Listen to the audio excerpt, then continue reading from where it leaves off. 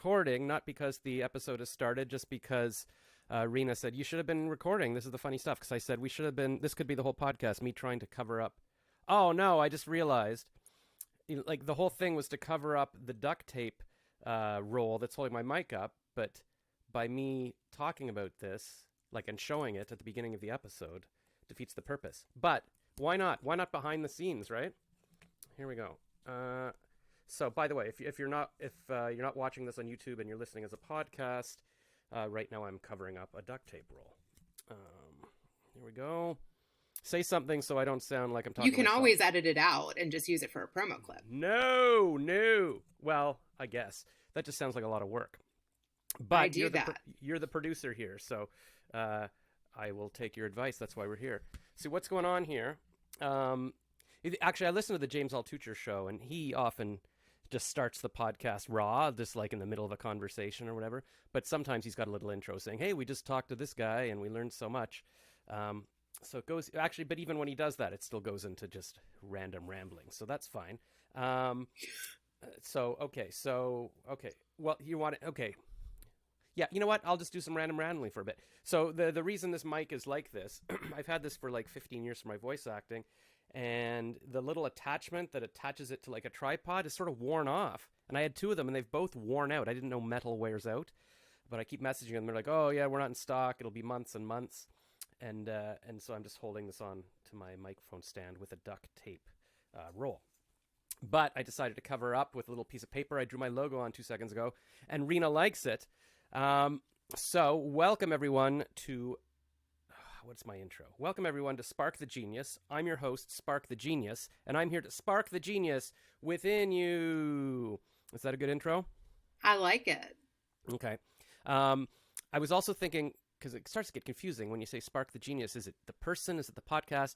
So I was thinking of branding the word. So, for example, if it's Spark the Genius, the podcast, like the original Star Trek, the motion picture. So that's one option, or... what's the other option? Spark the Genius podcast without a the, or the Spark the Genius podcast, or the Spark the Genius show, so we're not limiting it to podcast. What do you like? Do you like Spark the Genius, the podcast? I like Spark the Genius, the podcast, and I also heard that you were considering doing a radio show that was going to be called The Pod, and you were like, ooh, The Pod podcast. What are you talking about? Where did you hear that? Is that wrong?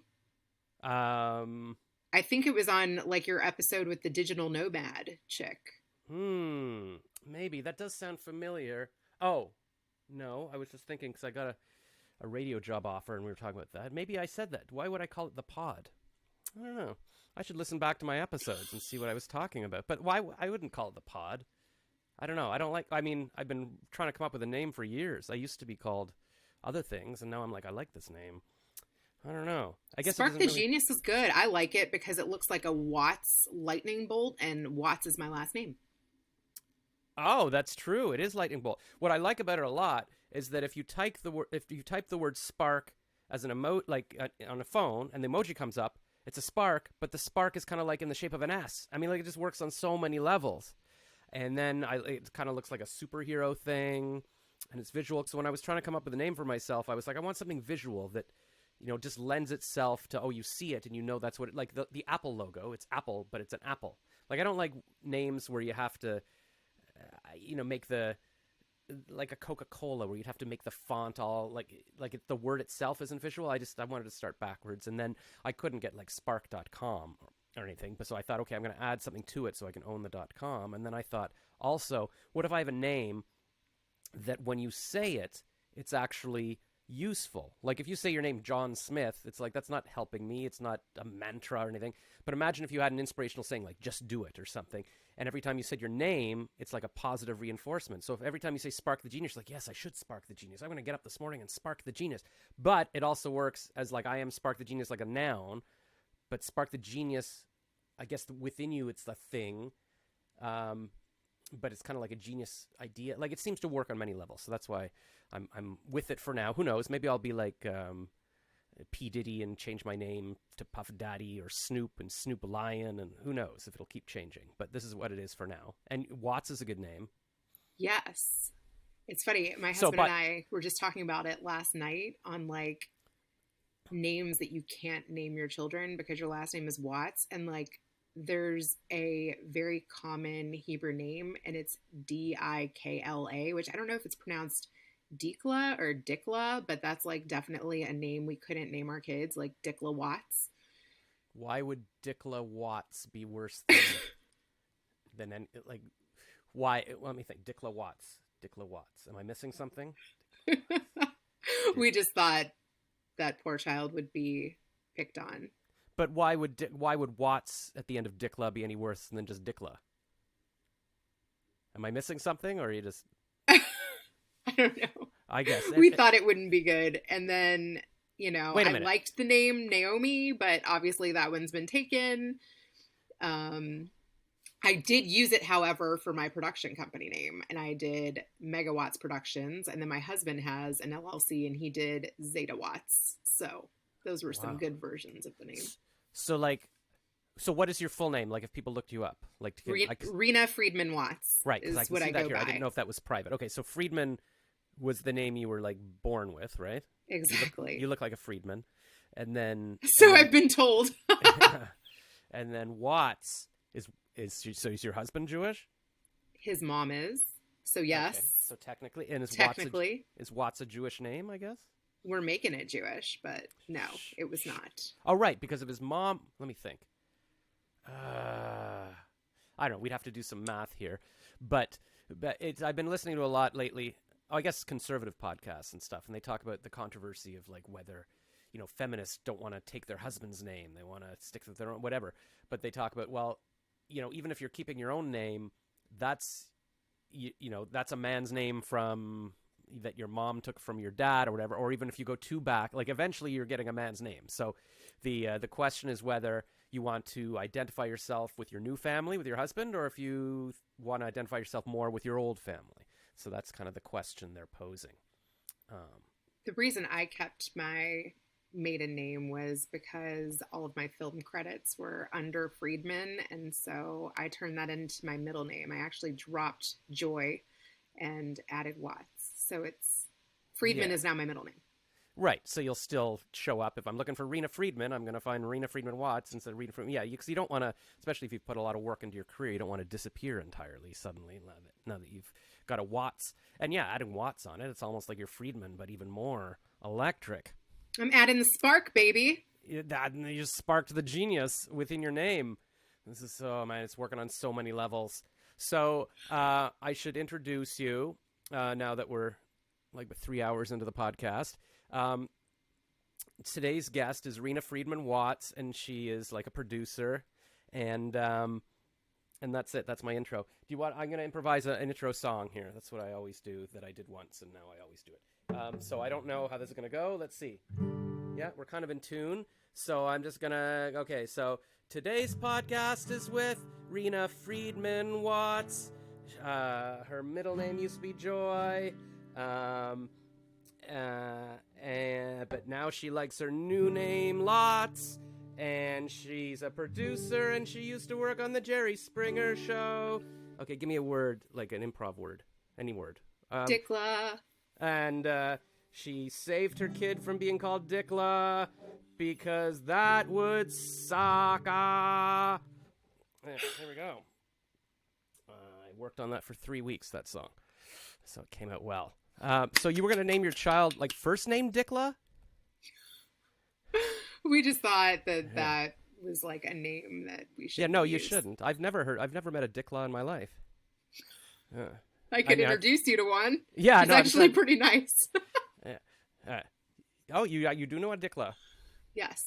All right. Well, I'd like to. Is that a girl's name or a boy's name? It's a girl's name. Okay. Well, I'd love to meet a Dikla. I'm sure they're lovely. And then they can be. I don't know. That's the problem with my name is I don't really know.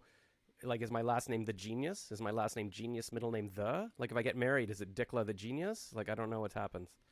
But the idea of getting married is so preposterous that it's not really worth worrying about at this point. I did see that you were posting speed dating things. Yes. Well, I'm hoping. I mean, I've been doing speed dating for many years. I just am losing hope. Like, once you go on about 1,000 speed dates and you don't even get like a real date out of it, like, at what point do you say this is madness, which is the definition of madness, doing the same thing over and over. um, expecting different results. Correct? I've never done speed dating. Well, you're married, but I'll tell you, I did like my very first girlfriend when I was like 18, my first kiss. I ran into her, or I guess I we went out for a drink with another friend like 10 years later, and she was saying like, "Oh, I've been doing speed dating," and then and at the time she said I looked really good and stuff, and I was still in love with her. And then after we all hung out, I was like, "Huh, if even she's doing speed dating, I guess it's okay that I'm still doing dating websites and stuff." It didn't occur to me that hey, she's doing speed dating, you should ask her out and marry her. And then of course she got married and had kids, and she's very successful and all of that. But yeah, I know that's just my speed dating story. So like it doesn't mean if you're doing speed dating you're not a high quality woman. You're the best woman I've ever met. You could be. But yeah, so well, how long ago? Okay, let me ask you this, because you've got your own podcast and you're a producer and everything. Is this going well? Should we just talk about producing, or should we just keep having this random conversation about like? Because I was going to start asking you like when you met your husband and all that. I love random conversation, and I actually met my husband on JDate. Ah, a classic. Okay, well, because I was just, can I just reference James Altucher again? Because I reference him all the time. I listen to him every day while I jog, and he was just saying, um, because his podcast, and I've been trying to figure out what this podcast is, but he kind of encapsulated what his is, and I'm like, yes, that's what it is. He's like, it's just him trying to learn, how to live life best, like the play the game of life and be the best person you can be. And I'm like, yeah, that's what I'm trying to do. And he said, but the self-help stuff gets boring. Like there's only so many self-help people you can talk to, and basically their advice is always sleep 8 hours and like eat well or something. So at some point it's like and he said, so if you've done enough of one thing, you can start to pivot. You can just talk about what you want to talk about, have conversations that you enjoy, because the audience will come to you. You can't like seek them out and say, this is what I'm doing. So you just be yourself and talk about what you want to talk about. So I'm happy to have this conversation. And you know what? He also said that the average podcast, there's like 2 million podcasts now, and the average one gets like 10 downloads. So you know what? It's fine. If only 10 people listen to this, that's fine. I don't care. People can listen in, but hopefully, because that's the thing. I want this to be helpful and useful, but again, I think I could probably summarize the things I know about living well in 2 seconds. It's like, well, not 2 seconds, but, briefly, like, yeah, get 8 hours sleep, eat healthy. I'm doing the keto diet lately.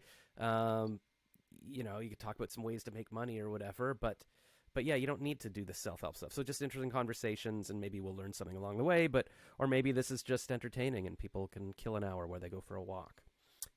So you met your husband on JDate. JDate is the first website, like dating site I signed up for, over 20 years ago. And at the time, I thought this was a joke. Like, I was stupid. I was young. I was like, oh, I'll make a fake profile with like a picture of a doctor walking a horse. Like it was just, oh no, it was a picture. It was a stock photo of a model walking a horse on a beach. My friend and I at work were like, this will be funny. And then the profile was the most ridiculous thing ever. It was like, I'm a doctor and I fly helicopters and I have $10 million and I'm on the whatever. But then he started getting all these messages like, hey, you sound great. And I was like, oh, these are cool women. Maybe I should put a real profile on instead because what is the point of this? So I switched it over. I haven't done as well as that doctor did.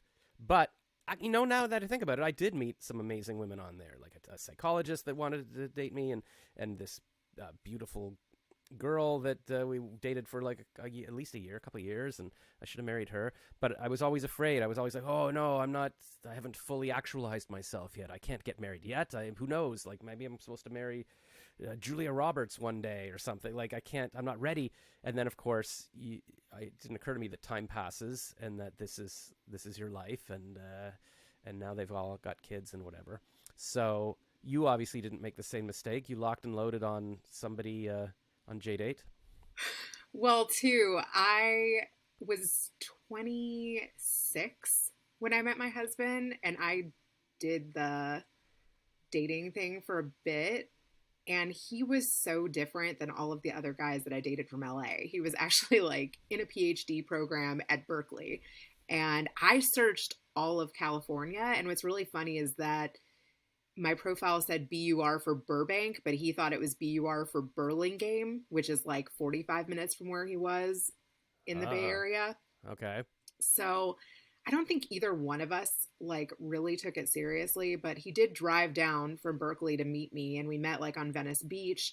And then a couple of things happened that were like totally out of the ordinary. Frontier Airlines was doing a promotional giveaway on the beach where like if you pretended to be a flight attendant, you did, the emergency Yeah. rows and exits and the seatbelt thing, and then you answered a question like which three cities does Frontier Airlines fly to? Anyways, he was up against like three hot chicks on the beach, and he was the only guy, and he answered the question quickly, and he ended up winning a pair of tickets on Frontier Airlines round trip on our first date. I was like, okay, that never happened. So he was like, date two, Oh, and I mean, just little things like I lived in a guest house behind like a $2.5 million home, which was a score in LA, by the way. Like if you yeah. lived in a guest house and had privacy and didn't have to share laundry, Hmm. um, you were living it up.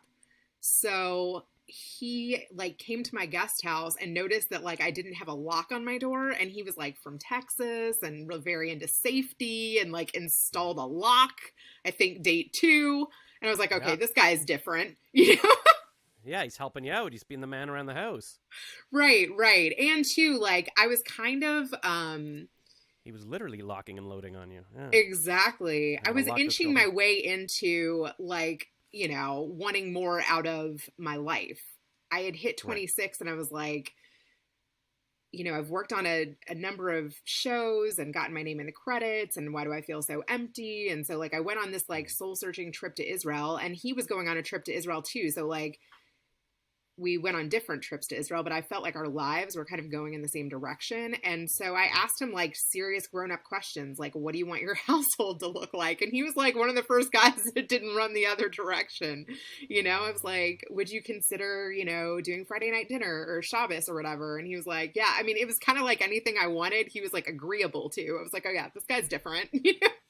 Yeah, I mean that's so good. Like, conversely, I think I was exactly 26 when I signed up for J-Date and did my stupid story, and I had just broken up uh, with a girl that I dated like for a couple of years, and I remember my mom saying, "Just why don't you marry her?" And I'm like, I've already broken up with her, whatever. But that is the path I should have taken. I should like. And I'm remembering I was sort of on J-Date while I was dating her because I was like, well, I got one foot out the door. I mean, there's a whole new world of internet. People, I met this girl at a bar, but who's out there? Whatever, all the stupid stuff. And you were smart because, and what I've learned now is that all that stuff that I thought was important. Oh, I got to make money. I got to be famous. None of that matters. Like Yep. it's fun. It's a bonus. But if you've got a partner to do it with and you're raising kids, like that's the anchor. That's what would have helped me live my relationship because I would have been like, oh, now I don't have to waste the next 20 years going on J-Date and Tinder and whatever. Like I've got an anchor. I've solved life. I've won the game. Anything else is bonus. And if I make money, well, now I'm taking care of my family. And even if I decide to get divorced 20 years later, which that guy I worked with did, it's like, well, now he's got 3 grown kids and he can go back and meet new people. But at least he had like he built that life first kind of thing.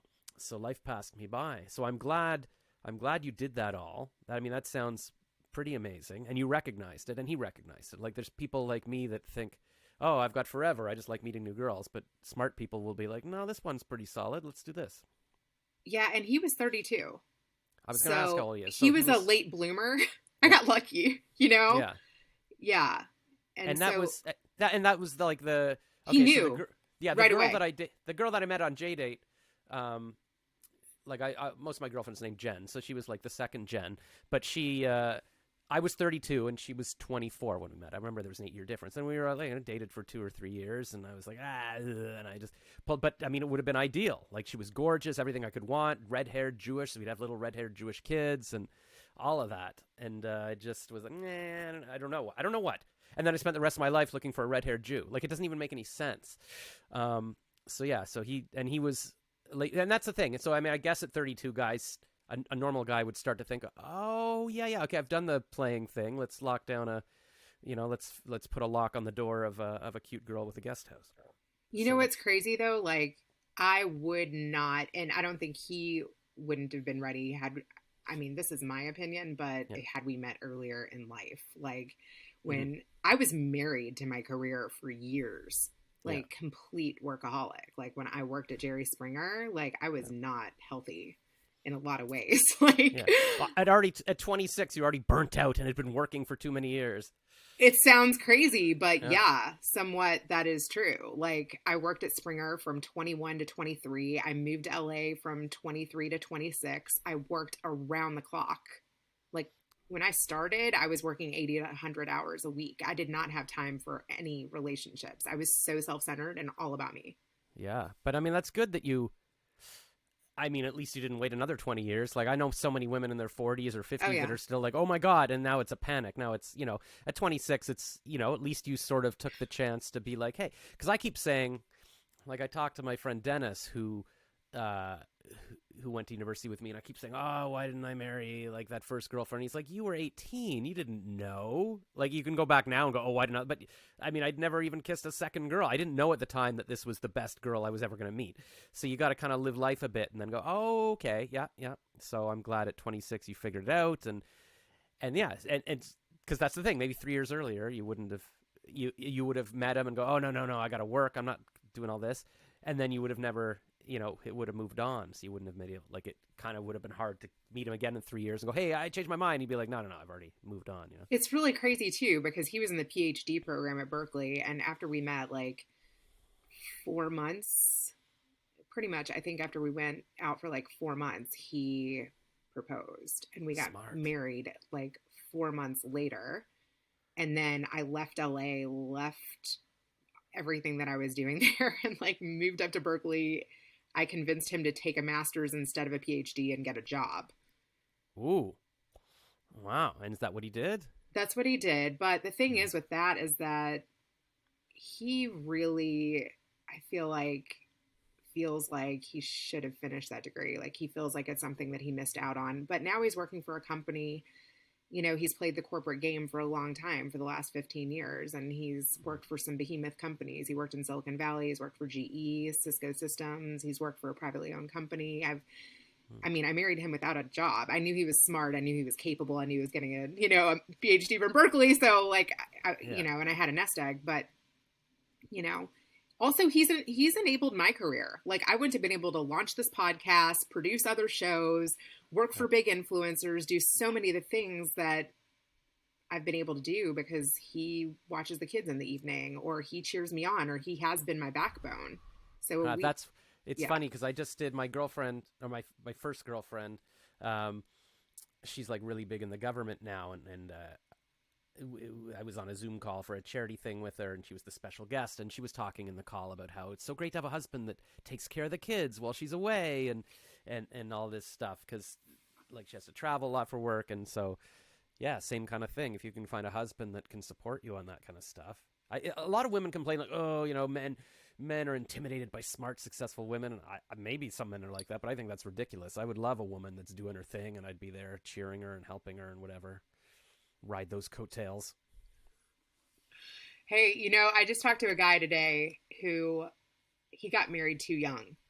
Hmm. He got married at 19. Oh, And he wow. grew up like in the Orthodox Jewish community, and he married a 17-year-old, and they had three kids back to back.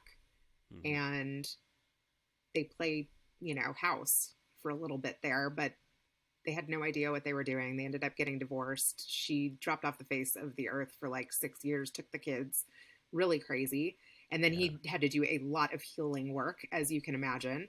Yeah. And he ended up going back to school, getting multiple master's degree, finding himself, finding a career that he loved. But then the rabbis weren't looking to matchmake him. Let's just say that. They basically were like, there might be three girls in all of everywhere that we have that would be a fit for you. And like, you're not going to get anyone who's not divorced with children. And he was like, I just don't believe that. And so what he did was he started creating events of his own. Like Mm-hmm. he knew what he wanted after 10 years. He did a lot of work on himself. He did a lot of therapy. You know what I mean? Yeah. He created a good business.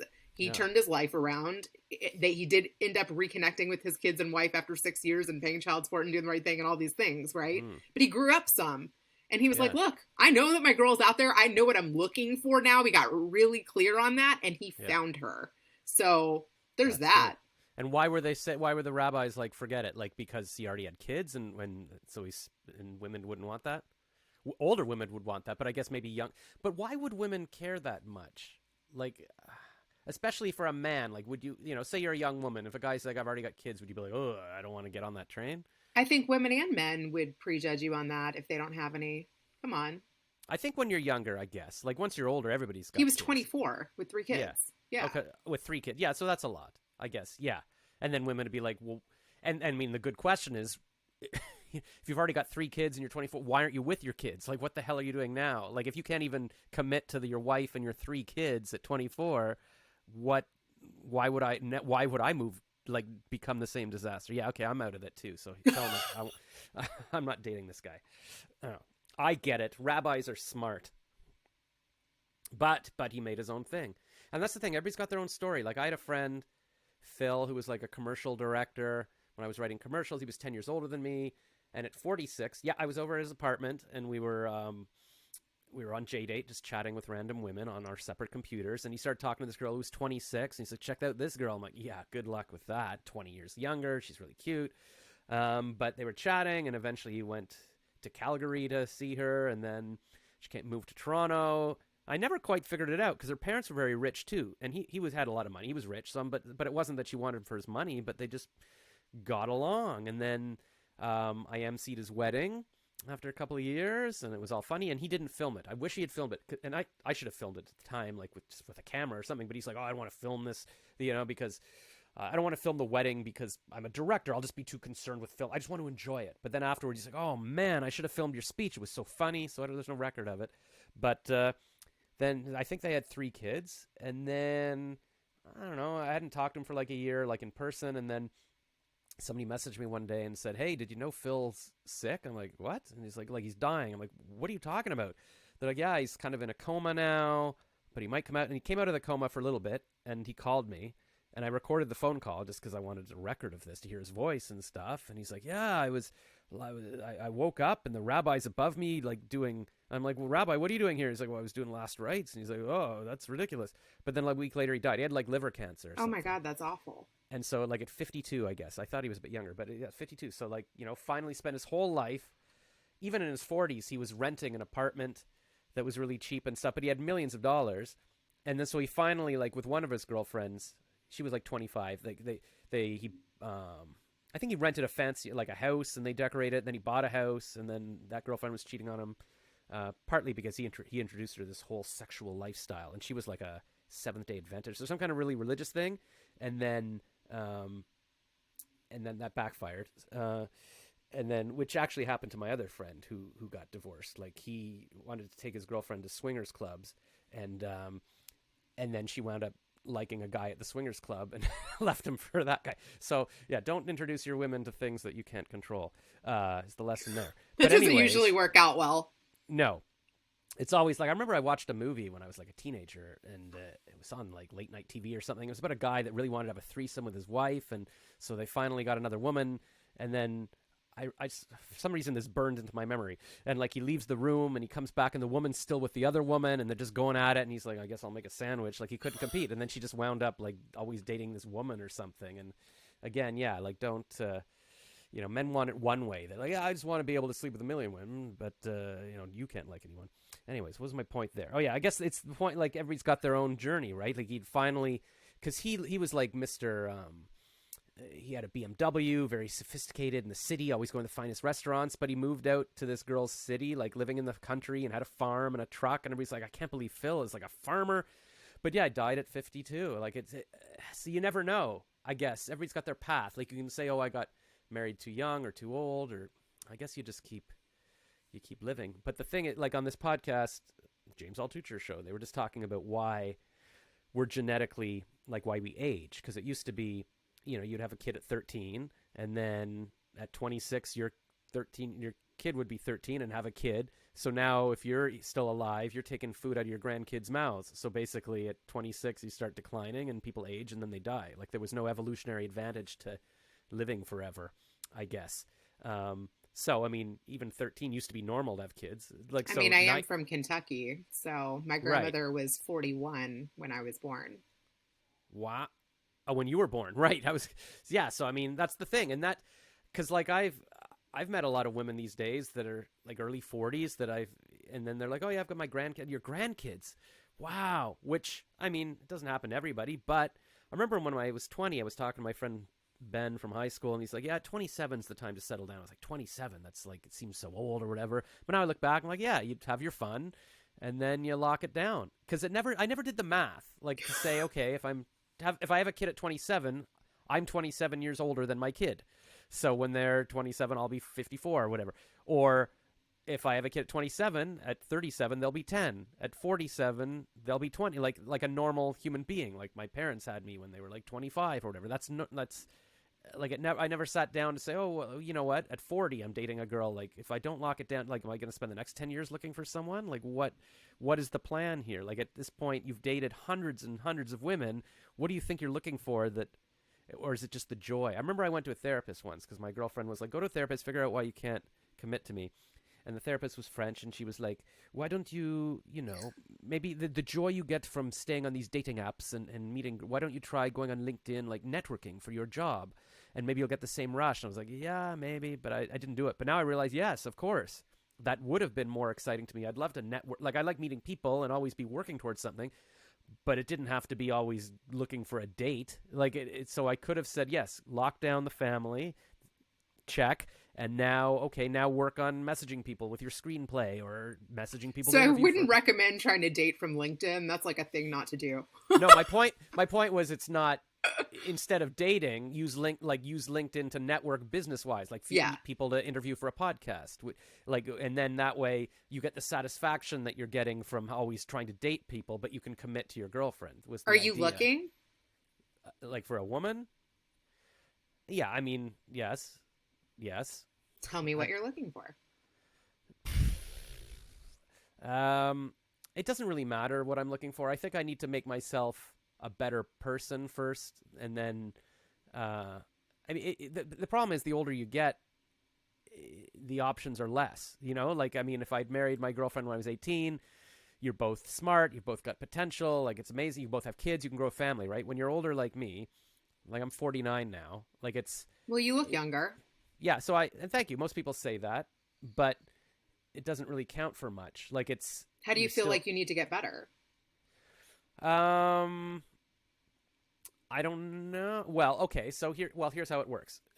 If you're a man, all right. Well, it depends. What do I want? Like, and I'd still like to have kids. I think. Like, I mean, because otherwise, I don't need a girlfriend just to hang out with a girlfriend. But the problem is, most women my age, well, they've had their kids and they can't even have kids. So you have to get someone younger. But when you're younger, if you're 25 and the girl's 25, you've both got potential, like you're equals. But if a guy is 49 and wants a girl who's like 10 years younger or something, you need to bring something else to the table. You need to, yeah, what do you bring? No, I don't bring much right now. So, I mean, other than, well, it's all the stuff that I thought and that was valuable when I was young. Oh, I'm funny and I'm creative and I'll write love songs for you and I'll draw cartoons of you and all this. I mean, that's all cute. But that that's is not, cute. I think you should lead with that. But what are your breakers?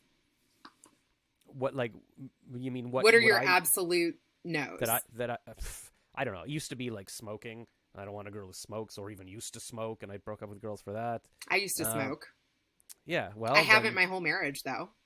That's good. Yeah, well, so the first gen, we were at like her parents' house in her small town at some point. And then I worked for Springer and smokes were free, and that was being social. So I did smoke a lot. Well, there you go. And so one of this house party with her family once, somebody yells, "Hey, Jen, you gonna come back in the backyard for a smoke?" And she's like, "Shut up." And I was like, "What?" And that's when I found out that when she met me, she heard or somehow knew that smoking was a deal breaker, so she quit. And then that was it. But because I knew that she had smoked a lot, I was always in the back of my head, well, now what if she gets sick one day, or what if our kids aren't as healthy because of the smoking? And I couldn't really get past it. But now I look back, everybody's got some. I mean, I went to bars for 10 years where they're smoking at the bars. Like it's, like secondhand smokes. We're all damaged goods. You look back and you're like, how to find somebody that you love spending time with, that conversation just flows and you love each other like deeply. And also we were very creative together. We made a short film together. I wrote a love song for her and it was this whole thing. And look back and you're like, oh, that was nice. That was so comfortable. Like life was so good and comfortable. And instead I Do you chose think not to. marriage is comfortable? Um, I don't know. There's a feeling I get, like I don't know what it is, but I think back, like the third gen. After I kept breaking up with her and getting back together with her and like trying to get her back, and I remember that one of the times I tried to get her back, we were sitting on a corner, like on a curb somewhere, and I just said, "Being with you, it's like being on vacation. Like I visit your apartment and I feel warm and comfortable, and it's just happiness." And the closest I can get to that now is where if I'm with my parents or my sister in a living room and we're just playing a game or having a meal, or I'm visiting my niece and nephew and I'm like, oh, this feels right. Like I'm not on edge. I'm not on a dating site like begging women to like me and feeling like I'm like it's like, no, this is so I imagine that that's what a family would be like. It would just be this warm bath of love that you feel like, okay, this is right. And if I'm spending time with them, that's productive. Like now I feel like, oh, if I'm not working, if I'm not doing a podcast, if I'm not making money, like my time isn't being well spent. But if I had kids, well, taking my kids to the park is a thing that's useful because I'm helping them grow. I'm spending time with my family. If I'm going into a movie with my wife, we're doing something together. But I won't watch a movie now alone because I feel like that's a waste of time. So I feel like it makes everything worthwhile. Like it's having a family, it makes whatever you do with them or for them or even for yourself suddenly have a meaning. Yeah. But I don't know. Is it not comfortable? Am I wrong? It depends, I guess. Well, tell me about your parents' marriage. Is it comfortable and warm? Is it Mm. something? No. Well, I don't know. I mean, I shouldn't be talking about my parents. They don't. I mean, no. But I mean, only what's it? 20% of marriages are happy. Yeah, and I'm sure half of them get divorced. I mean, there's a stat about that. Yeah, so I mean, it's not necessarily. Like, I mean, I mean, I can how pick you're describing it to me sounds like honeymoon phase. maybe, but I mean, I dated each of those gens I dated for 3 years at a time, and it always felt good. The only reason it didn't work is because I kept going, maybe there's other people. Like I felt like Hmm. I'm scared. I'm scared if I commit to you, what's life? Like, what is life if I'm not going to a bar or trying to meet girls somewhere? Like, does that just mean that's it and now I die? Like, I was so scared. I didn't know what meaning life would have if I'm not just running around imagining where is life going. But as my dad always says, if you don't choose, that's a choice. Like, then you get nothing. Um, but yeah, I mean, of course, I've dated people like that I can imagine. Oh God, if I was married to them. Here's how I define love. And I wrote this on Facebook once, and I got a lot of likes and stuff. It's like if you are with someone where you don't feel alone anymore, that's comfortable. That's love. Like, I can imagine being with girlfriends and stuff where I still feel like I'm alone. Like they're not with me because they really love me. They're with me because, for whatever reasons, they need a man, they need money, whatever. Like, but if I, but the gens and stuff, I really felt like, I'm not alone anymore. Like I feel like I'm seen and it's not scary. And so, yeah, I mean, I think as long as I could get over my own hangups of like, oh, I can't commit, marriage would have been good and they would have loved me and that would have been it. So we need to find a Jen. Yeah. I keep drawing a cartoon Oh my sequence God, I of, have a cousin, but yeah. I think she's 30. Her name is Jennifer and she's single. Yeah. Well, that's the She's in thing. New York. I mean, it depends how rich you are, right? Like if you've She's got an Elon, attorney. She does well. I don't mean how rich she is. I mean how Oh, rich. Like if I want to get a girl that's 19 years younger, I gotta have Elon Musk money, right? Um, probably true. but that's my question. You know, would that work? And I guess it would. I mean, it depends what you'd want. Well, yeah, no. I mean, Steve Martin had his first kid at 67. I was just reading, and I think on Saturday Night Live last week he just said he's got a 38-year-old wife, and then I've been reading, been following Bob Saget's widow on Instagram, and so he was 65 when he passed away recently, and she's 42. So I was like, okay, what is that? 15. That's like 23 years difference, right? So for me, that would be a 26-year-old, right? So, but you got to be Bob Saget, or a bit older, like maybe a 42 and a 65-year-old is different than a 49 and a 26-year. Like once a woman is 30 or older, maybe she's sort of it depends how desperate they are as well, right? Like it's at 30, do they still like going to bars and they've got their pick, or do they go, you know what, I've dated men, I know there's not much out there, I want to have babies right now, if they're smart, And I didn't realize at the time, like when I met the first gen, we were probably both No, wait, I guess I was pretty young if I met the second gen at 32. In my mind, we're both 35 all the time, uh, but okay, the third gen, she was 6 years younger than, no, 4 years younger. So maybe I met her at like, she was 34, I was 38, something like that. Um, and at the time, I was like, oh yeah, no, it's still like, but no, at a girl at 35, like your eggs start disappearing, and so I mean, that's when it Ooh, what showed a about little bit. somebody who's frozen their eggs?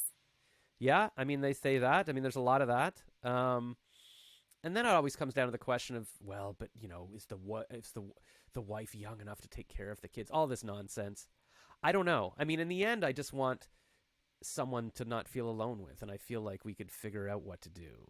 I don't know. Get a Who knows? I mean, a lot of people say at my age I shouldn't even have kids. It's not fair to the kid. I'll be an old dad. Like, would I have the energy to run around? I mean, technically, I could still run around with my niece and nephew, but you know, again, I never did the math. Like, if I want a 10-year-old kid, if I started now, I'll be 60 when they're like it. Like it My takes husband's time for. 48 and he has a 2-year-old. Yeah, so there's possible. Like, I talked to this guy Dean Graciosi, who's Mm-hmm. yeah, so he's got a couple of kids from a previous marriage, but he was saying to me that he didn't get married to his or have his current kid with his new wife who's until he was 50. So I guess he's 52 now, and his wife looks very young. I was like, oh my god, but she's like 35 or something. And yeah, so it's possible. But again, he's got Dean Graciosi money. So, but that's why I'm working on myself, and that's why I've realized, you know what? I mean, I've been on the dating sites for 20 years. I know what that's like, and I know what the people are, and I know that the woman I'm going to be with is a very special woman. Like, we're going to be both smart and creative, and we're going to, but like, and that's hard to find anywhere. Like, so I just need to do my creative stuff.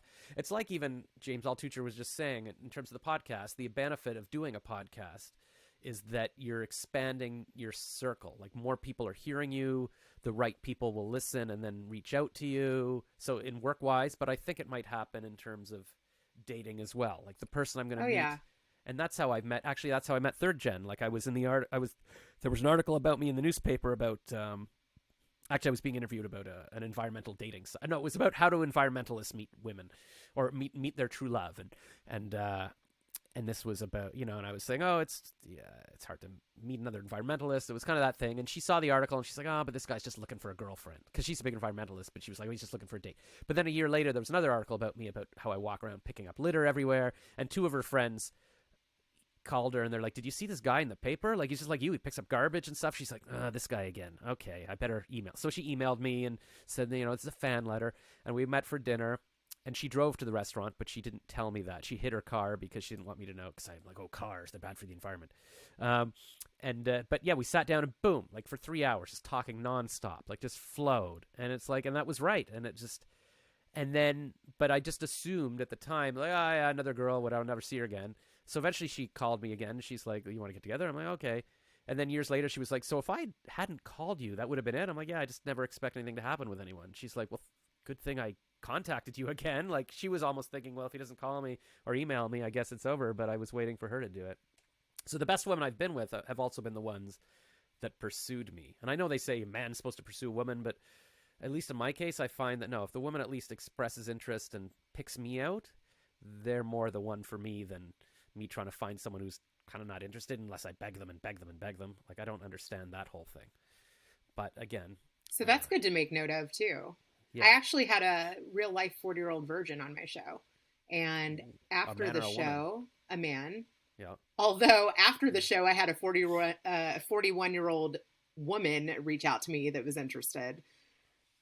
In the Virgin. Mm-hmm. Oh, this is like a Sleepless in Seattle thing. Totally. Real life. Should we quickly say who the heck you are and what you do? Like, now that we're 44 minutes into this, like, Sure. so you, well, just so people, okay, so you have a podcast. Oh, I guess we sort of talked about that. Yeah, we did that. You're on the Jerry Springer show. So you're a producer. Got my start at Jerry Yeah. Springer. I went from intern to producer in one season. Then after Springer, I moved out to LA, worked on a bunch of reality TV shows, met my husband on J-Date, joined corporate America for a bit, and then became an entrepreneur about 3 years ago. Should we talk about how old you are, or say that? Does it matter? I'm Is that a secret? 42. Okay, so your husband's 48. Yeah. Right. Okay. I guess no. We already said you were 26 and he was 32. So yeah, never mind. We did the math. Okay. Um. Okay. Okay. Okay. Okay. And you went to school for creative stuff, or how did you get into Yeah, Springer? I went to actually two different colleges. I had a singing scholarship to the University of Charleston in West Virginia. There's a story there. Oh. I went to a youth performing arts high school, which I auditioned for and didn't get in on the first try. And my dad went to the head of the music department and was like, she'll learn how to read music. She'll learn how to sing in a foreign language. She'll learn how to play piano. Give her another shot. And so I did that over a summer. I learned how to sing in Italian. I learned how to sight read music. I re auditioned. I got in, and I never felt like I got accepted because I got rejected that first time. And Mm. so for 4 years, I had the same teacher, and he was a very tough teacher. And I never sang out. I just tried to blend in, although I was surrounded by extremely talented people. And so I continued to take voice lessons. I continued to stay in the game. And then my senior year, Nicole Scherzinger was a year older than me. Um, yeah, she was a year older than me. And so like the last month of college, you like can audition for schools. And she was in the audience and she sat in the front row and she cheered me on and she told me just to focus on her and, sing at her. And yeah, I ended up getting two offers at two different art schools, and I took the one at University of Charleston. And I was the only Jewish girl in my whole college. I ended up teaching Sunday school at one of the temples in town and getting in with the music director, who I've now also recently reconnected with, and just so cool because I got to tell him like, wow, you took a risk on me, and you just I feel like he was partially responsible for, the direction that I went in my career. So that was really cool. The guy that your dad convinced to take you, or Oh somebody no, else? he actually passed away during COVID. I really wanted to connect with him. Mm. He was a legend in Louisville. His name is David Brown. They've actually like named the music department after him. He performed for Stephen Foster. He made so many incredible musicians. I mean, just for years he ran that music department. Nicole Scherzinger, she was the lead singer of the Pussycat Dolls. I was gonna say I know that name. Yeah, Uh, she's super famous. I think she's worth like 300 million now. Anyways, she is the one that Loosen up your buttons, baby. exactly. Yes. Yeah. She's big on So TikTok now. She's back. she's huge. I'd marry Anyways, her in case she's listening. I know I would love to interview her as well. She's on I the said bucket marry her, list. but Oh, I you'd like didn't to do marry this. her? I'd just like to Yeah. interview her and we catch up and thank her for Yeah. being with me on that college day and like giving me the confidence to sing out. That's Um, insane. That's a story. So this is all before Springer and this is before Berkeley. Springer, yeah. So I Oh, went to the University of Charleston for 2 years, and it was a small school, but it really like gave me confidence because yeah. I was kind of like a big fish in a little pond. But after 2 years and literally getting like a 4.0 and smoking weed and partying and getting in trouble, I decided to transfer to Purdue. And so I got into Purdue University. And then while I was there, I got a job, a couple different internships. One, I got a job at an NPR station reading the news and the weather, which was awesome because this was pre automation and I got to learn how to run a radio station manually. Yeah. So that was great. And then I took an internship at the local news station where I got to work on some local commercials, run the chyrons, floor direct, learn how to edit, just run the audio board, just all the behind the scenes of working in a news station. So both of those were completely invaluable. And then I drove up to Chicago, got an interview with WGN. Again, didn't get the job. And then while I was up there for that interview, I saw that Jerry Springer was looking for interns. I saw a flyer in the same courtyard as WGN. I walked across to NBC Tower, got a hold of the intern coordinator, and started there 2 weeks later. Wow. That reminds me of. Do you ever listen to the Kathy Heller podcast? I used to work for her. Okay, so she always interviews Sherry, the Oprah, who was the executive producer, Sherry Delato or something like that. Anyway, so Sherry talks about how she got her first job at Oprah, and it was something like that. She applied for some job, and then they forgot, and she didn't get it. But then, and then they found her resume like a year later in a closet or something, and they called her. She's like, "I already applied this other job, but maybe I should take it." Whatever. It just sounds like that kind of story where you're like, "Oh, this little internship thing," and then it leads to this big thing. I've had like a bunch of those actually. I interviewed for a post production supervisor role. I mean, I became a post-production supervisor of Nanny 911 after applying to a guy for an entire year through the Producers Guild. I think I like totally wore him out. This guy, Rusty Austin, he was amazing. But he was a seasoned producer, had worked, you know, as a post-production supervisor for years. And I finally just sent him like a funny one-liner. I said, since Bill Clinton's no longer looking for interns, this job sounds like fun. And he was a huge Clinton fan, so he totally went for that. I went in for an interview with him and he hired me that night. I ended up starting that night, working from 7 at night till 7 in the morning for an entire season. So I worked third shift with the editors and really learned what a post-production supervisor was just by where the editors needed me.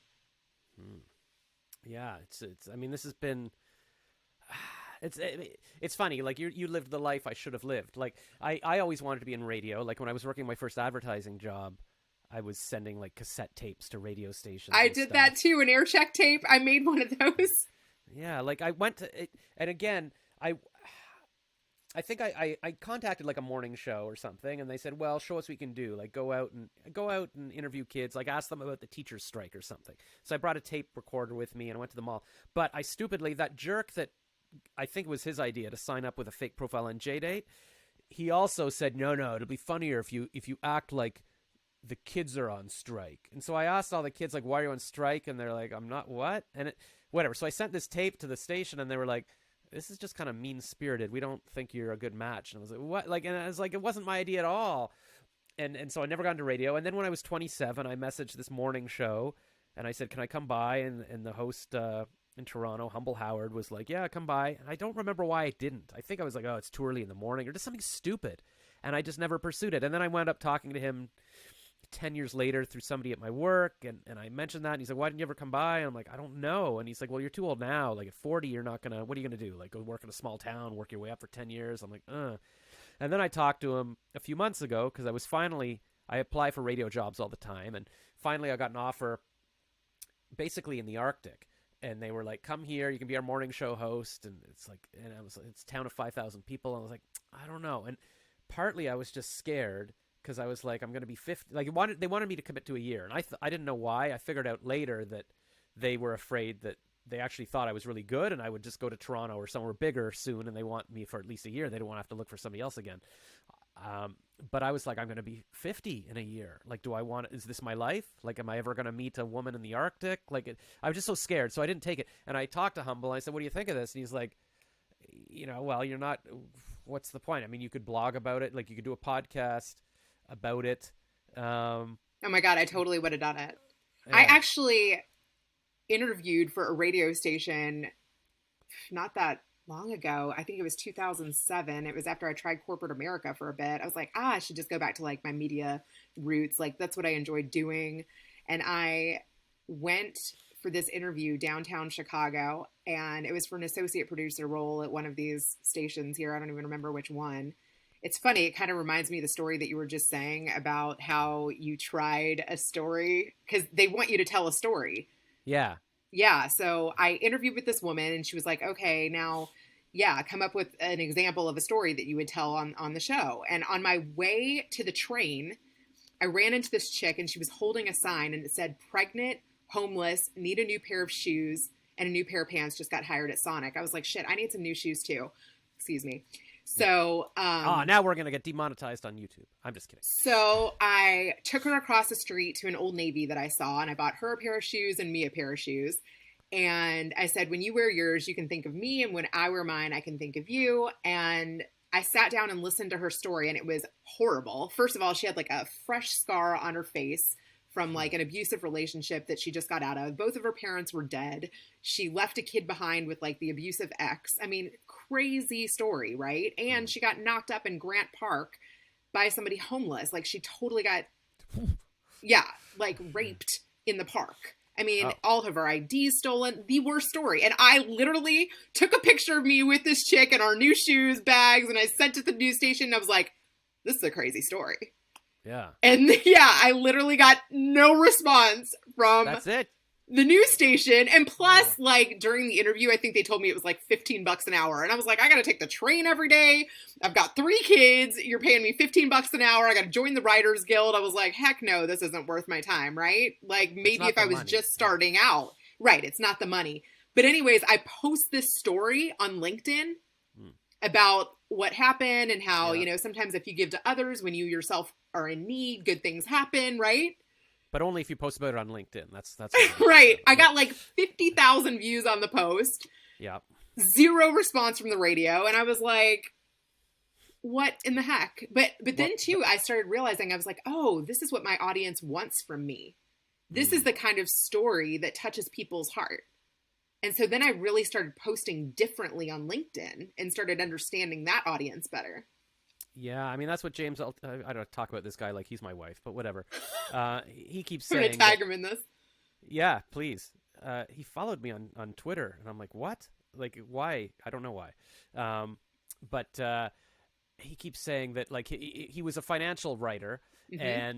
and he didn't do that. You know, it was okay or whatever. But once he started talking, like he finally wrote an article about how he failed, like how he lost $1 million and I was love went that. broke, and then he said that's got the most views. And so basically, Totally. so now when he's become big because he's very honest and writes about how he keeps failing and coming back, and that's what people wanted to hear from him. As opposed to just hey rah rah everything's good and here's how I made it and stuff. And that's what he was just saying this week too about how he doesn't want to interview just people who are success after success, right? Easily. He wants to talk to people like, what's your story? How did you bounce back from something? How have you failed? That kind of thing. And that's, yeah, and you found the same thing. And I think in this modern internet age now, yeah, like you can tell stories on LinkedIn and be bigger than this legacy media radio station that doesn't want your story or whatever. So, 50,000 people, they'd probably kill for 50,000 likes on any post their radio station posts. Yeah. And what I was going to tell you too, one, I don't think you're too old to get into radio. And two, what you're doing with this podcast, like demonstrating your talents with comedy, with playing music, With and how cartoons. with cartoons and how conversational you are, you can build your own community. And even from that episode I just did with Jerry Springer where I interviewed him, he was saying that networks are having trouble keeping up with creators. Creators are the new media. All you got to do is build your community. And Yeah.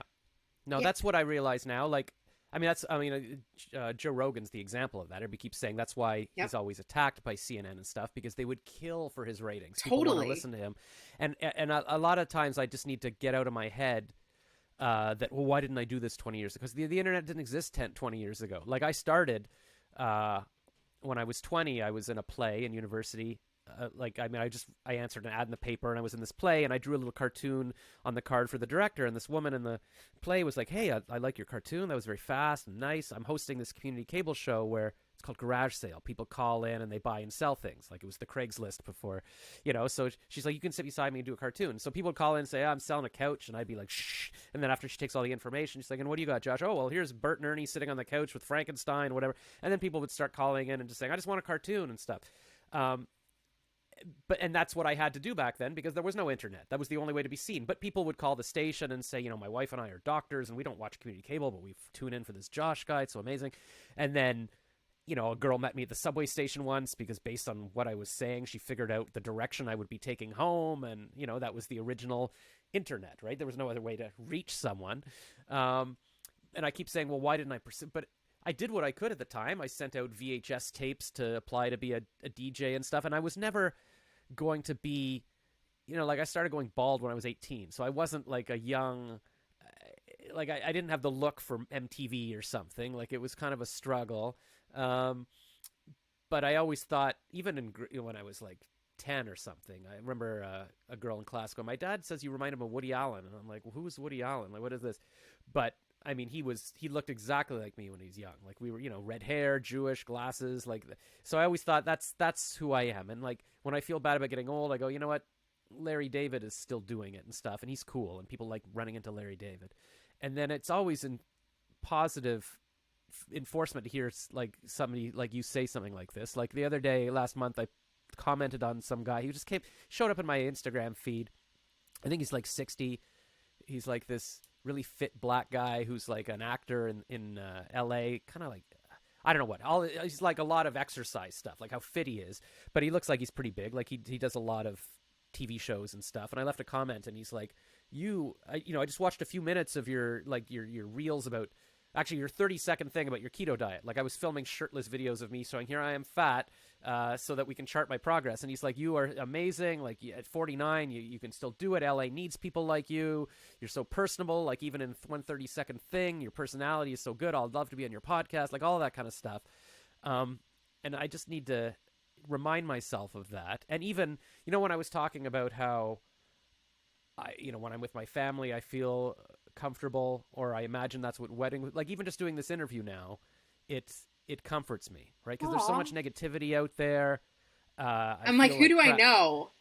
We should do a show where like you come up with, kind of what you're looking for. And I don't mean necessarily that, finally I found my Reena, I've got to steal you away from your husband. No, I'm like, who in my audience would be good? Like, it'd be so cool if you met somebody through our shared audiences. That would be amazing. Maybe. I would love that. I almost wouldn't want to inflict myself on a woman. Like, if there's a woman out there that I would want, I feel like she deserves better than me. No. Crying. Anyways, what was my point? Oh, just doing the podcast. Like, I feel good about doing this. Like, it takes my mind off things for an hour to talk and let other people hear me.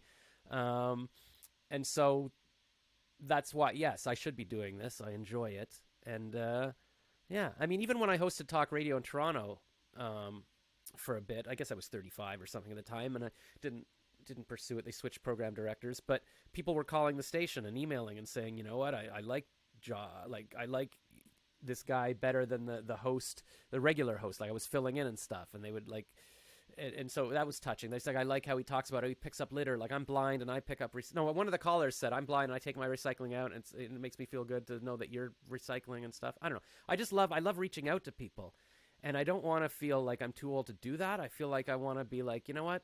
Because when I was young, like Woody Allen's probably. When I was 20, Woody Allen was maybe the age I am now, and I wasn't thinking, oh, he's too old, I don't want to listen to this guy. Like, I would have been an honor to meet him and stuff.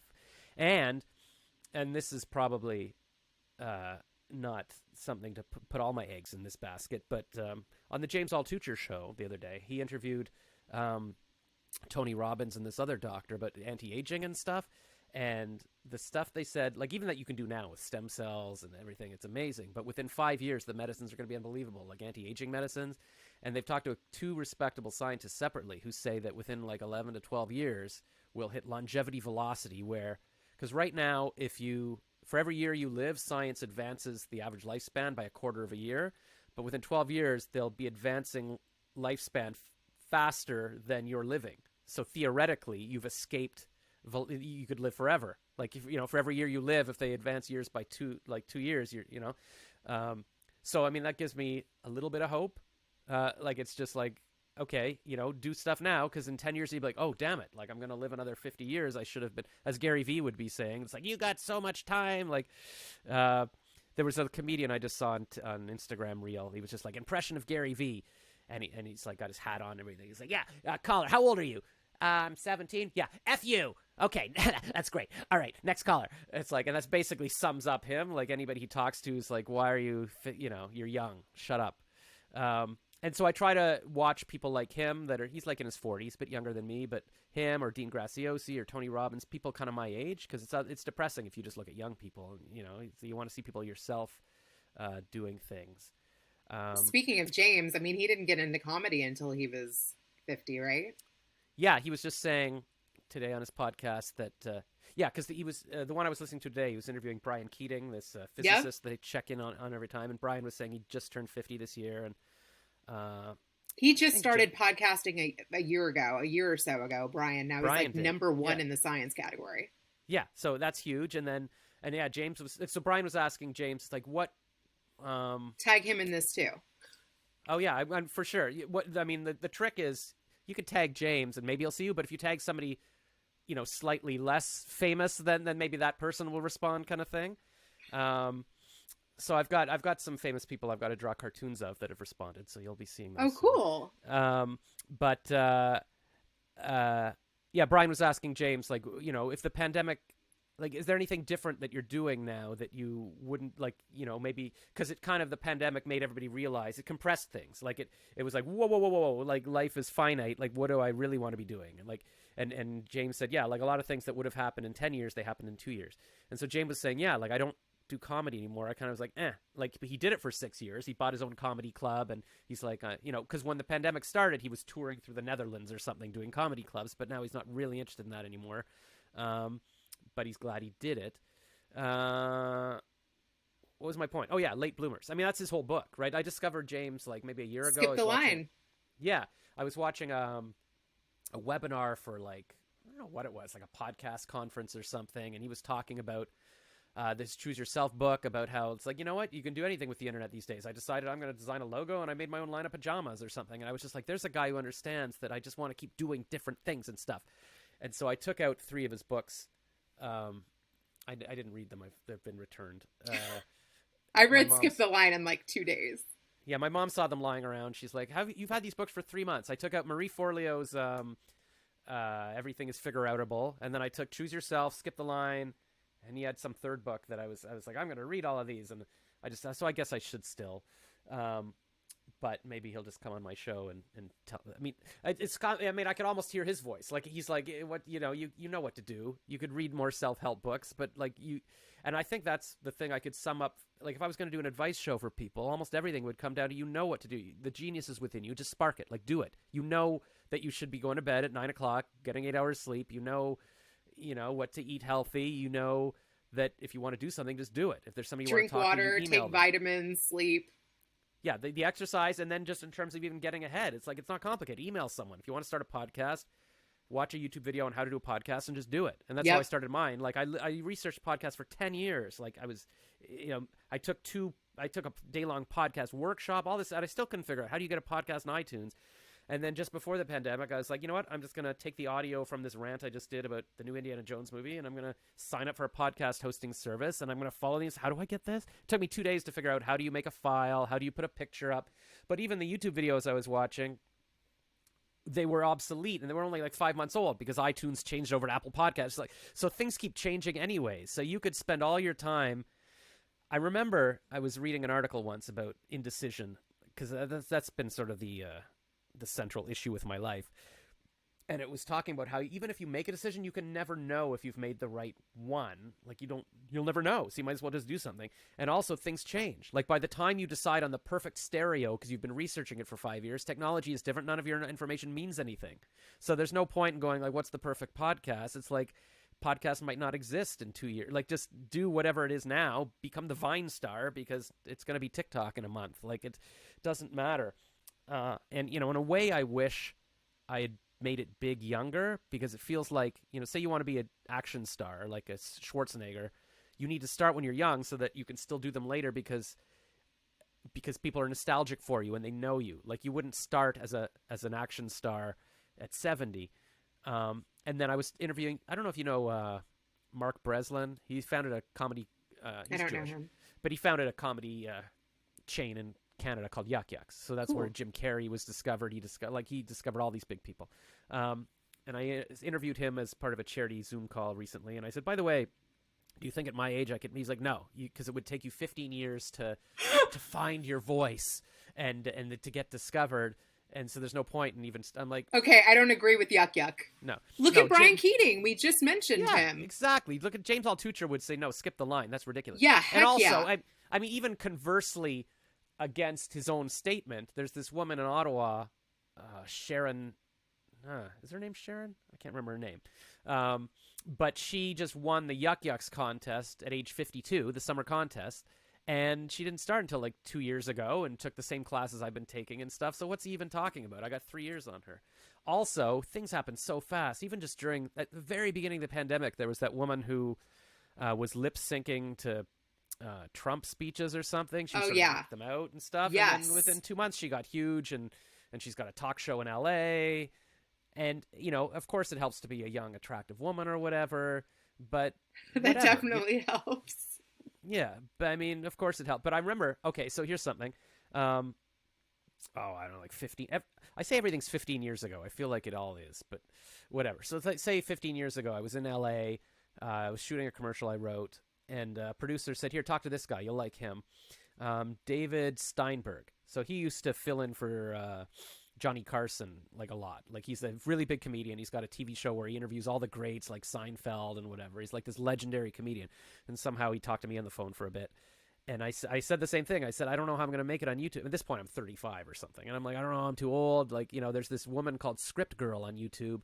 And she talks about, like, she just talks about the latest scripts. Then I think she's like an assistant for a script, whatever people are, talent agents for writers.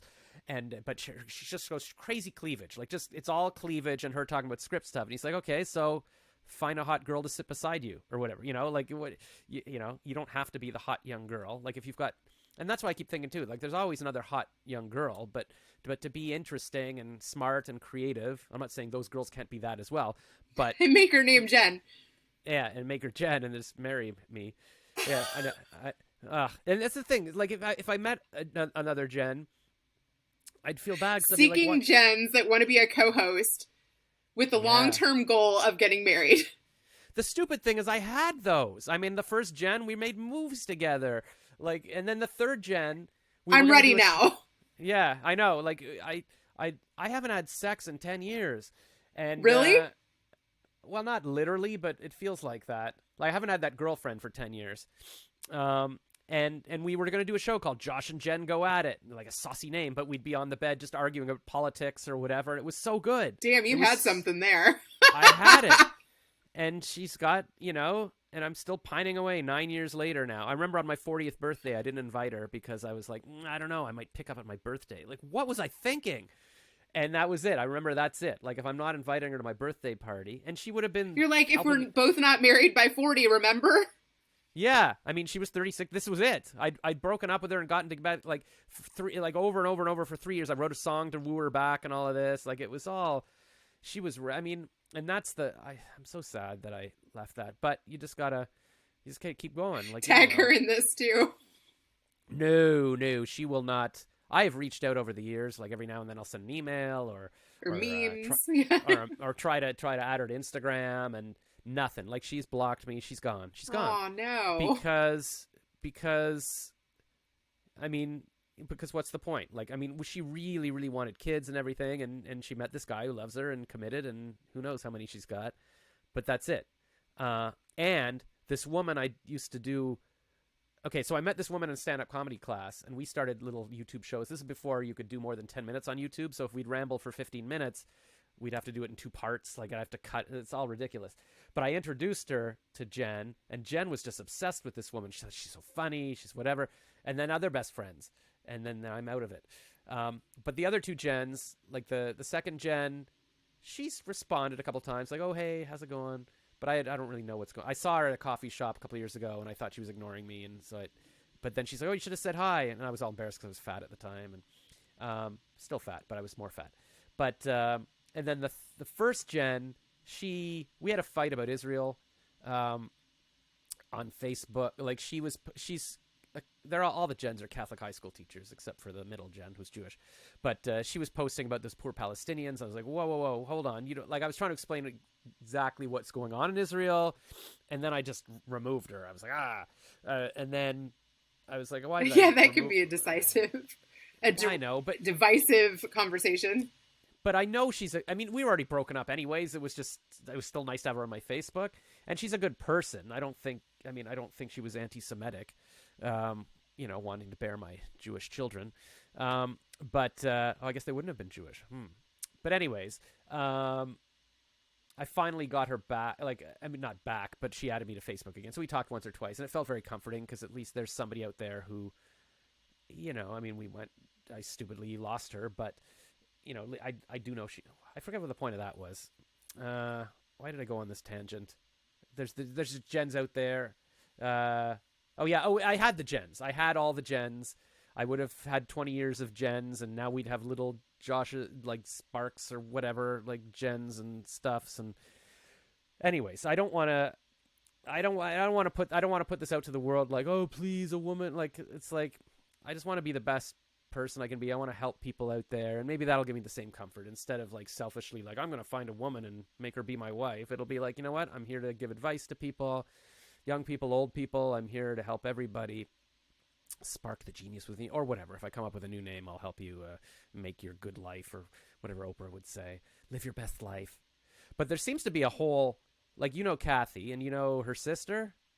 I was Yeah. wondering if you've dated her, since she's dated probably 1,000 people too.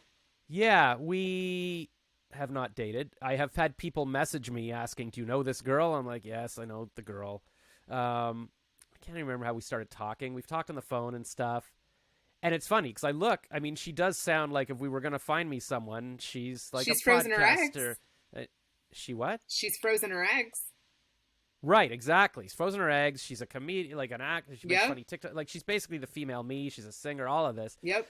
But she's not interested. I mean, I've never asked, but she's aware of me, and she's had people message her and say, "Do you know this guy?" And she said yes. So it's one of those situations where She's never inquired. And you want somebody who will. I don't necessarily want it, but yeah, I mean, she knows I'm here, so we message all the time. Okay.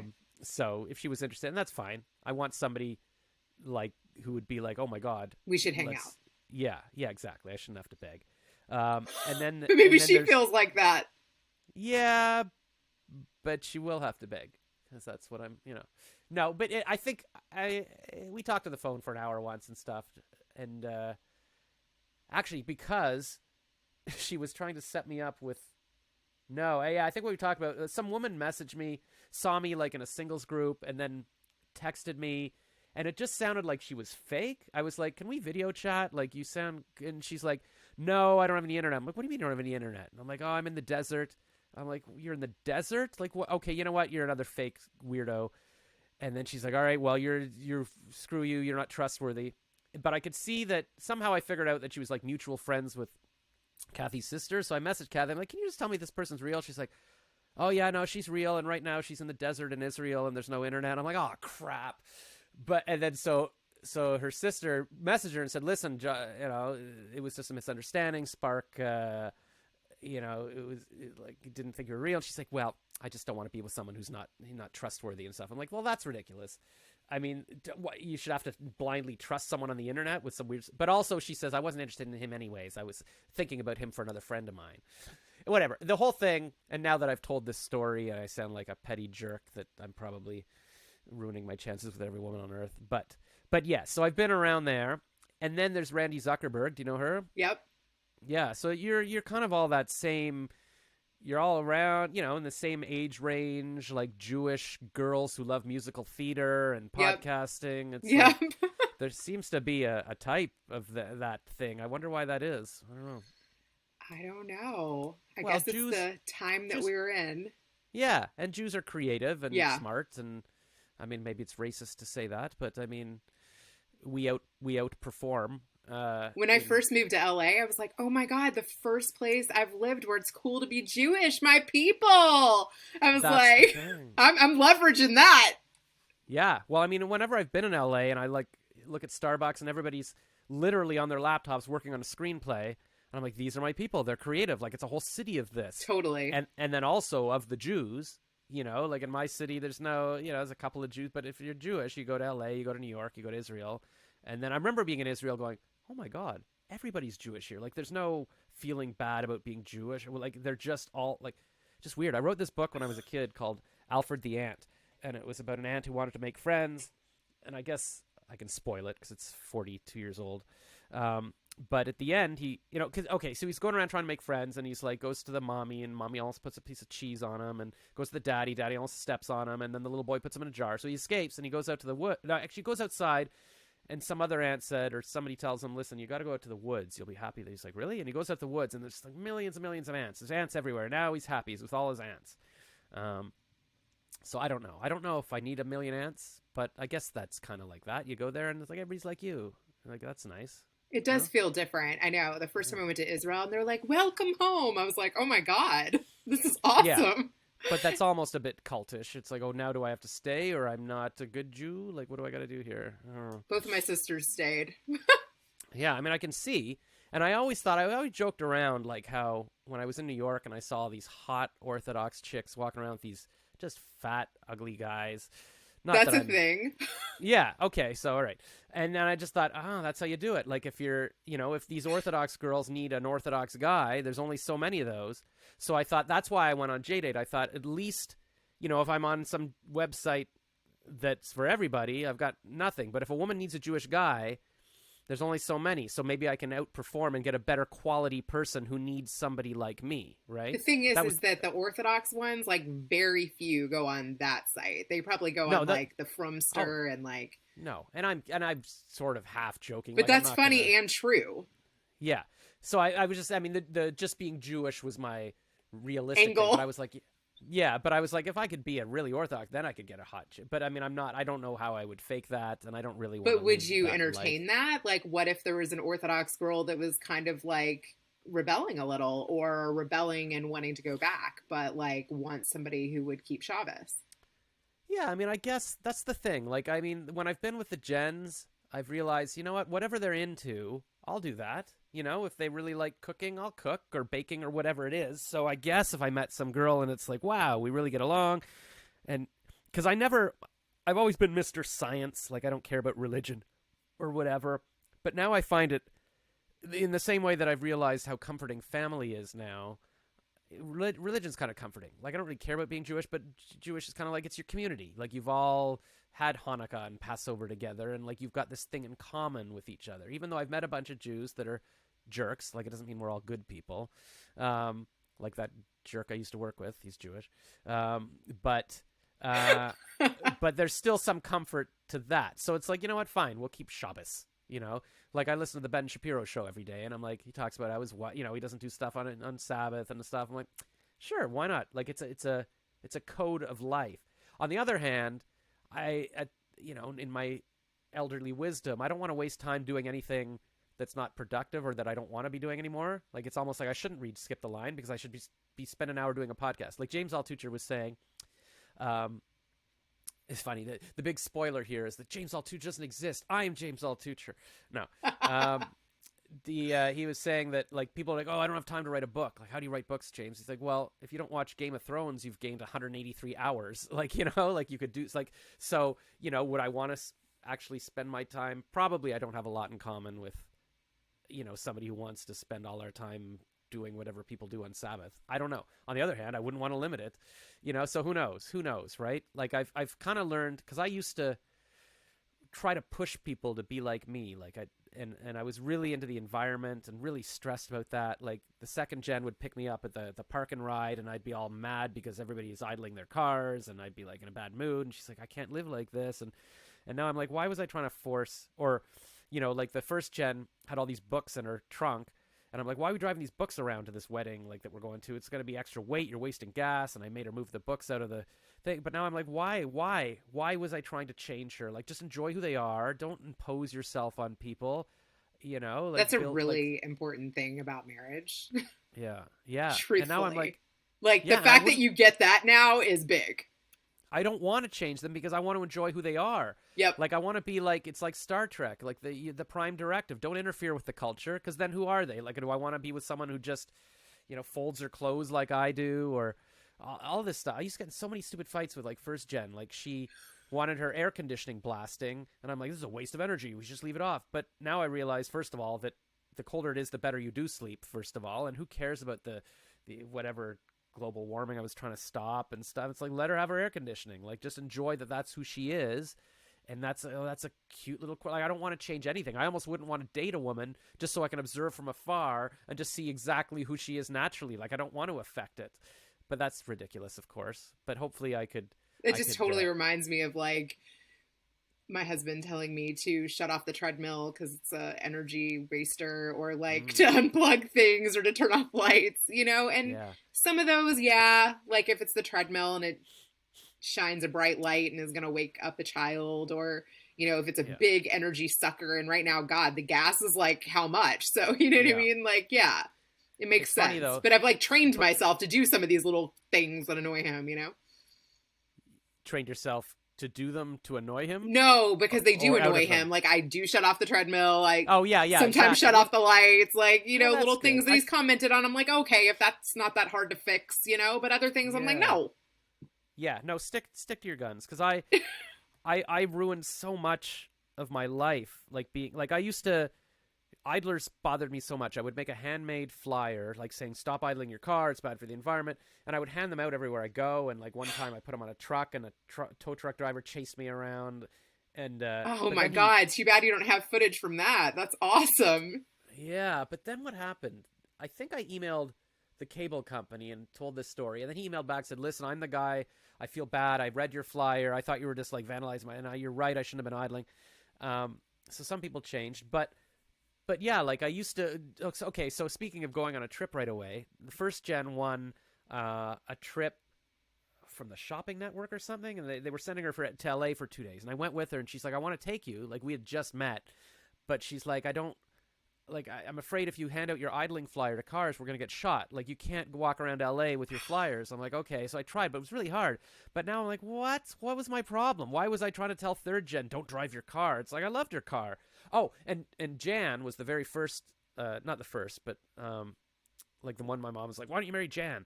And Jan wanted a Jeep. She just wanted a cute little Jeep, and she was gonna be Jan driving her cute little Jeep. And I was like, no, you should get like a little car that's more fuel efficient or an electric car or something. And she's like, but I want my Jeep. And, you know, I'm sure hopefully she has a Jeep now. I'm like, why didn't I let her have her cute little Jeep? Like, what the hell is my problem? And what did I think I was going to solve climate change? Like, and aren't we all supposed to be dead now already? Like, I feel like Al Gore kind of, not that I want to go on a right wing rant. Hey, And it stuff, might still but happen yeah, with all that's happening in Ukraine. uh, what? Like climate change or just war? Like end of the War. world? Yeah. Oh no, we're gonna have a war, and that'll destroy us before global warming. Ugh. But then, did you hear William Hurt died yesterday Yeah, I or today? did. Yeah, and not that I know him or have any connection or whatever, but he's only 71. I'm like, ugh. Just every time someone dies, I'm just like, what was the point of anything? Like Bob Saget took a picture that night. He died. He's like, here I am. You know, he was 65. He's like, I just did a comedy show, and I feel like I'm 20 again, workshopping my stuff. I love it so much. And then boom, gone. I'm like, what was the point of anything? But But you we're all, sharing this journey right now is the yeah. point of you having gone through all of this.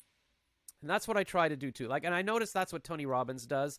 Like somebody got me tickets. I used to write commercials for like Visa, and Visa was sponsoring the launch of his, or they sponsored a documentary movie theater in Toronto, and they were just going the Tony Robbins documentary. And so I was watching the documentary, and then we were up in a little room with her. I know, yeah, we were at an hour and a half here, so I'll let you go. And you know what? We could continue in part 2. But and his story is, Tony Robbins. I tried to dissect what is his secret, and just from watching the documentary and then watching his other stuff, everything comes down to turn your negative into a positive. So you were, you know, abused in this cult. Now you can help other people that were abused in a similar cult. So whatever it is, you know, the pain, all my stuff that happened to me, it's because, and now the point was, and the benefit now is that now I can tell my story and help other people. And, you know, if they listen to this for an hour and a half, maybe they don't have to waste 30 years and they'll just lock down their gen or whatever. Right. And then I've changed a life. Yes. And can I just say one more thing? Everything that you've experienced up until now has like prepared you for what great is around the corner. Yes, exactly. Like I had to wait until technology existed so we could do this call. Like even 5 years ago, my friend Tony and I were like, "Wait, let's do a podcast." Well, it's going to cost like $5,000 in software. Like couldn't figure it out until now. It's now that we were able to do this. And I didn't know these things until now. Like now I figured it out. Now I can share things with everyone. So who knows? But thank you for being on the show. Thank Hopefully you. you'll come on. I mean, people should listen to your podcast. What is it called? Better Call Daddy? Yes, that is right. BetterCallDaddy.com. I don't know what that means, but everybody should go listen to it and listen to her interview with Jerry Springer, which is a legendary TV show. And yeah, maybe and then maybe my future wife is listening to this, and then we can all do a show together. We'll be like the 3 girls, or we can double date with your husband, or who knows what. That would be amazing. I would love that. All right. Well, shalom, and I'd like to say the date. Today is March 14th, 2022. Just so anybody, they're like, if something crazy happens on March 15th, they're like, why didn't they talk about the aliens landing? Well, because it hadn't happened yet. That's what I like to just reference things. Josh, all right. Well, you're amazing. Thank you. I really loved connecting with you. To be continued for sure. Thank you. Shalom. Shalom. Bye.